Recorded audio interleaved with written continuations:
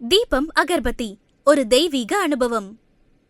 இந்த வீடியோவில் நம்ம என்ன பார்க்க போறோம்னா 2026 ஜூன் மாதம் நடக்கக்கூடிய குரு பெயர்ச்சி மீனராசிக்காரர்களுக்கு எத்தகைய ஒரு தாக்கத்தை எந்த ஒரு பலாபலன்கள் நிறைந்த ஒரு அமைப்பாக அடுத்து வரக்கூடிய 13 மாதங்கள் கொடுக்குது. இந்த குரு பெயர்ச்சியின் மாற்றங்கள், குரு மாறுகிறார் இல்லைங்களா. 2026 ஜூன் மாதம் மிதுனத்தில் இருக்கக்கூடிய குரு கடகத்துக்கு வந்து மீன ராசிக்கு பார்த்தீங்கன்னா ராசியை பார்க்கிறார். 4ஆம் இடத்துல இருக்கக்கூடிய குரு 5ஆம் இடத்துல உச்சம் பெற்று ராசியை பார்ப்பது ரொம்ப நல்லது. ராசியில வேற ஜென்ம சனி போய்கொண்டிருக்கிறது மீனராசிக்கு. இது ஒரு அருமையான பலனா இல்லையாங்கிறது துல்லியமாக சயின்டிபிக் வேதிக் அஸ்ட்ராலஜி முறையில் எதையும் மிகைப்படுத்தாமல் உள்ளது உள்ளவாறு ராசிக்கு ஒரு கிரகமும் இது மாதிரி அமைப்பில் இது மாதிரி டிகிரியில் இருக்கும் பொழுது எத்தகைய ஒரு தாக்கத்தை, எந்த மாதிரி ஒரு கர்ம வினையை அந்த ராசிக்காரருக்கு கொடுக்க போகிறது, எது மாதிரி விஷயங்கள் நம்ம எதிர்பார்க்கலாம்ங்கிறது இந்திய வேத ஜோதிட அடிப்படையிலான ஒளி தத்துவ பிரகாரம் கர்ம வினை எப்படி செயல்பட போகிறதுங்கிறது நம்ம துல்லியமாக சயின்டிபிக் வேதிக் அஸ்ட்ராலஜி முறையில் பார்க்க போகிறோம்.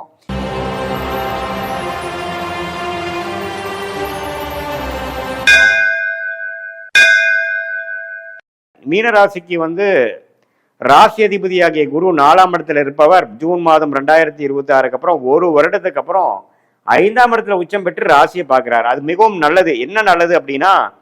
இதுவரை ஜென்மசனி தாக்கத்தினால் அவதிப்பட்டு கொண்டிருக்கக்கூடிய மீனராசிக்காரர்கள் மனசு புத்துணர்ச்சி பெறக்கூடிய அமைப்பு, மனசுல ஒரு சோகமாக ஒரு கிளாரிட்டி இல்லாமல் ஒரு மாதிரியாக வாழ்ந்து கொண்டு இறுக்கமான ஒரு சூழ்நிலையில் வாழ்ந்து கொண்டு இருக்கக்கூடிய மீனராசிக்காரர்களுக்கு குருவின் பெயர்ச்சி, குருவின் பார்வை ராசி மேல இருக்கக்கூடிய ஜென்மசனி மேல் விழும் பொழுது அந்த சனியின் உக்கிர குணங்கள் குறைந்து மனம் கொஞ்சம் சாந்தமடையும். மனம் வந்து முதல்ல இருக்கக்கூடிய இறுக்கங்கள் இல்லாமல் அதுக்கு தகுந்த மாதிரி ஒரு நல்ல சம்பவங்கள், வாழ்க்கை சம்பவங்கள் உருவெடுக்கும். ஸோ ஒருத்தருக்கு வந்து மனசு இறுக்கம் இல்லாமல் போகணும், ஓரளவுக்கு நம்ம சந்தோஷமாகணும், மனம் அமைதி ஆகணும் அப்படின்னா அதுக்கு தகுந்த மாதிரி வாழ்க்கை சூழ்நிலை மாறினா தான் நம்ம அமைதி ஆக முடிய, சும்மா நம்ம வந்து மாற முடியாது. ஸோ அப்படின்னா என்ன அர்த்தம்னா, சில விஷயங்கள் நல்லது நடக்க போகிறது, சிலது உங்களுக்கு பிடித்தமான சில விஷயங்கள் நடக்க போகிறது. 5ஆம் இடங்கிறது பார்த்தீங்கன்னா நமக்கு பிடிச்சமான காதல் விஷயங்கள், நமக்கு என்ன விஷயங்கள் நம்ம பிடிக்குமோ, ஸ்போர்ட்ஸாக இருக்கட்டும், ஹாபியாக இருக்கட்டும், நமக்கு பிடிக்கக்கூடிய விஷயங்களில் வந்து நல்ல ஒரு பலன் கொடுத்து நமக்கு அதில் போய் ஈடுபடுற மாதிரி ஒரு நல்ல வாய்ப்பை கொடுத்து அது மூலமாக மன உற்சாகத்தை கொடுத்து வாழ்க்கை கொஞ்சம் சுவாரஸ்யமாக போகக்கூடிய அமைப்பு. இந்த மாதிரி ஜென்மசனி தாக்கத்தில் அவதிப்பட்டு கூடி இருக்கிறவங்களுக்கு பாலைவனத்தில் ஒரு சோலைவனம்ங்கிற மாதிரி ஒரு நல்ல டைம் கொடுக்கக்கூடிய அமைப்பு இருக்குது. அதே சமயத்தில் நவம்பர், டிசம்பர், ஜனவரியில் குரு 3ஆம் இடத்துக்கு போகும்பொழுது நிறைய சுப விரயங்கள், நிறையா டிராவலிங்கள், பணப்புழக்காட்டங்கள் அது எல்லாமே கொடுக்கக்கூடிய அமைப்புகள் இருக்குது. ஸோ எப்படி பார்த்தாலும் ஜென்மசனியால் பாதிக்கப்பட்டு கொண்டு இருக்கக்கூடிய மீனராசிக்காரர்களுக்கு இந்த குருவின் பயிற்சி நல்ல ஒரு பயிற்சியாகவும், மன உற்சாகம் அடையக்கூடிய பயிற்சியாகவும், மன இறுக்கங்கள் குறையிற மாதிரியும், மன சோர்வுகள் குறையிற மாதிரியும், வாழ்க்கையில் கொஞ்சம் புது ரிலேஷன்ஷிப், உறவுகள், சில விஷயங்கள் நமக்கு பிடித்த மாதிரி அமைந்து இதுவரை நமக்கு ஒரு மாதிரியான ஹாஸ்டைலாக நமக்கு பிடிக்காத மாதிரி, நமக்கு ஒரு சோம்பேறித்தனத்தையும் ஒரு மோட்டிவேஷனும் கொடுக்காத மாதிரி ஒரு இக்கட்டான ஒரு சூழ்நிலையை கொடுத்து கொண்டு இருக்கக்கூடிய அந்த வாழ்க்கை சூழல் மாறி வாழ்க்கை ஒரு உயர்வை நோக்கி போகக்கூடிய அமைப்பு, ஒரு கடுமையாக உழைத்து ஜெயிக்கணுங்கிற ஒரு வைராகியத்தை கொடுக்கக்கூடிய அமைப்பு, பிடித்த விஷயத்தை செய்யக்கூடிய வாய்ப்பு, இது எல்லாமே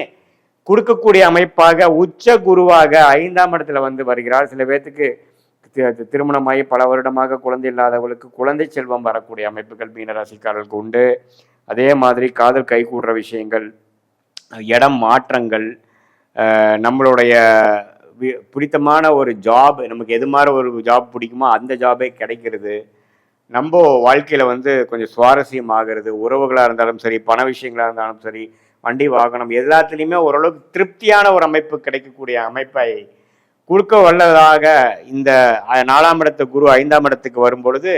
11ஆம் இடம் என்று சொல்லப்படுகிற லாப பூர்த்தி ஸ்தானத்தை பார்க்கும் பொழுது மனசு உற்சாகம் அடைஞ்சு சுப விஷயங்கள், தடைகள் நீங்கி சுப விஷயங்கள் அடுத்து சோஷியல் கேதரிங் அது மாதிரி விஷயங்கள் மூலமாக மனசு சந்தோஷம் அடைய, சொசைட்டியில் ஒரு நல்ல ரெகக்னிஷன், ஸ்டாண்டிங் கிடைக்கக்கூடிய மன